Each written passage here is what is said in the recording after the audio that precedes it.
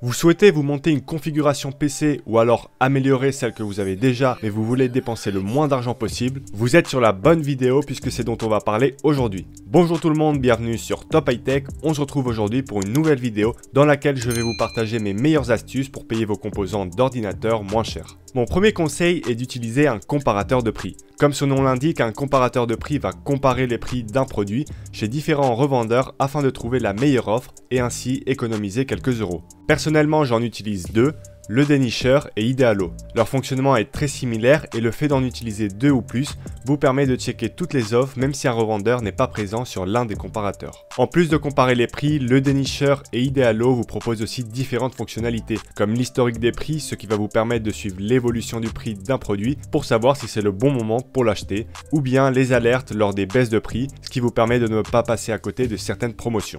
Un autre comparateur de prix très intéressant, c'est GPU Tracker. C'est un tracker de prix orienté hardware puisqu'on va y retrouver les meilleurs prix pour chaque composant. Le point fort de GPU Tracker, c'est qu'il englobe une bonne partie des pays européens et pas seulement les revendeurs français comme c'est le cas pour le dénicheur et Idealo. Dans les paramètres du site, vous pouvez choisir votre pays de livraison, sachant que les composants pourront venir d'un autre pays européen. Il y aura certes des frais de port, mais parfois, même avec les livraisons, il est plus intéressant d'acheter à l'étranger. Tous ces comparateurs sont des outils gratuits et très utiles si vous souhaitez faire des économies. Mais il existe encore plusieurs astuces qui vont vous permettre de réduire un peu plus votre facture finale. Un autre site que j'utilise beaucoup pour repérer les bons plans, c'est D-Labs. C'est un site de partage de bonnes affaires. Chaque utilisateur peut partager des bons plans et le reste de la communauté peut voter pour donner son avis. Comme ça, plus une affaire va être intéressante, plus sa température va être élevée et inversement s'il s'agit d'une fausse bonne affaire. L'avantage de D-Labs, c'est que c'est un site plus réactif que les comparateurs de prix en général. Vous pouvez par exemple y trouver des ventes flash qui ne durent que quelques heures par exemple.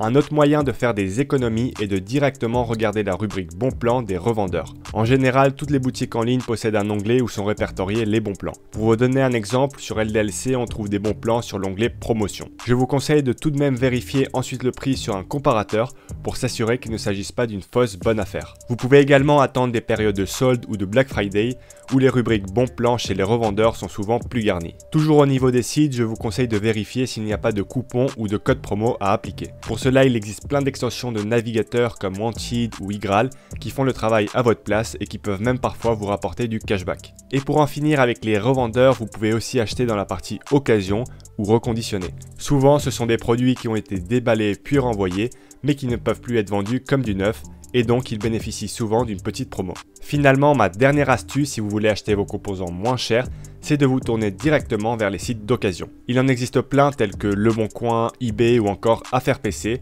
On retrouve pas mal de petites annonces concernant le hardware et on peut trouver des choses très intéressantes. Attention tout de même aux arnaques qui circulent sur ce genre de site, surtout en ce moment où au niveau des cartes graphiques, les escrocs profitent de la pénurie. Il est toujours préférable d'acheter les composants en main propre pour pouvoir les tester et éviter toute arnaque. Donc voilà les astuces que j'utilise pour payer mes composants moins chers. Elles sont toutes complémentaires et je vous conseille d'ailleurs d'en utiliser plusieurs pour faire un maximum d'économies. En tout cas, j'espère que la vidéo vous a plu. Si c'est le cas, n'hésitez pas à la liker et à me dire en commentaire les techniques que vous utilisez pour faire des économies. Sur ce, je vous dis à la prochaine!